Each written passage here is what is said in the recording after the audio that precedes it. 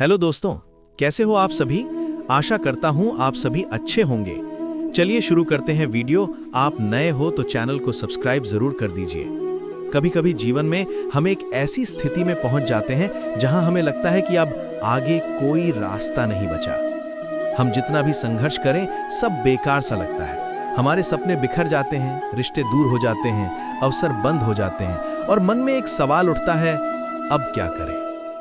ऐसे समय में बहुत से लोग टूट जाते हैं। कुछ खुद को दोष देते हैं, कुछ दुनिया को और कुछ बस परिस्थितियों के आगे हार मान लेते हैं। लेकिन यही वो क्षण होता है जहां वास्तविक जीवन शुरू होता है। पहला अध्याय, जीवन में रास्ते बंद नहीं होते, नजरिया बदल जाता है।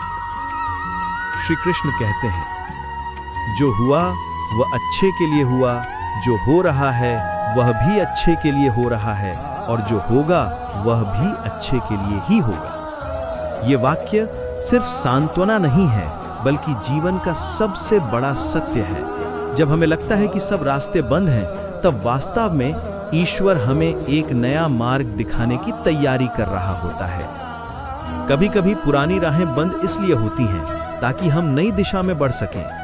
जैसे एक बीज मिट्टी में दबकर सड़ता है, लेकिन उसी सड़न से एक नया पौधा जन्म लेता है।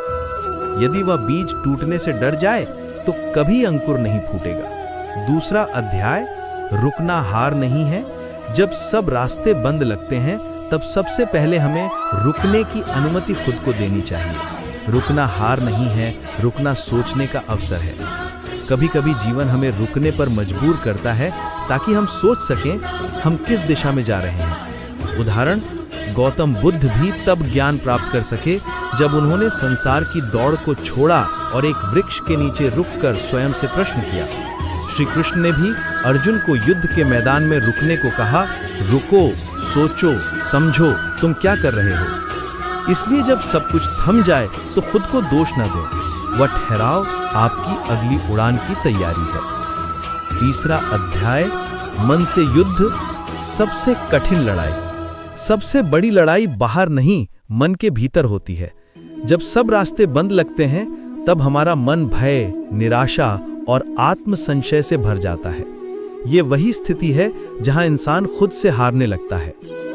श्री कृष्ण ने गीता में कहा है, मनुष्य स्वयं ही अपना मित्र है और स्वयं ही अपना शत्रु है। इसलिए सबसे पहले अपने मन को शांत करें। ध्यान, प्रार्थना या आत्म संवाद करें। मन को यह विश्वास दिलाएं कि यह अंत नहीं, ये एक नया आरंभ है।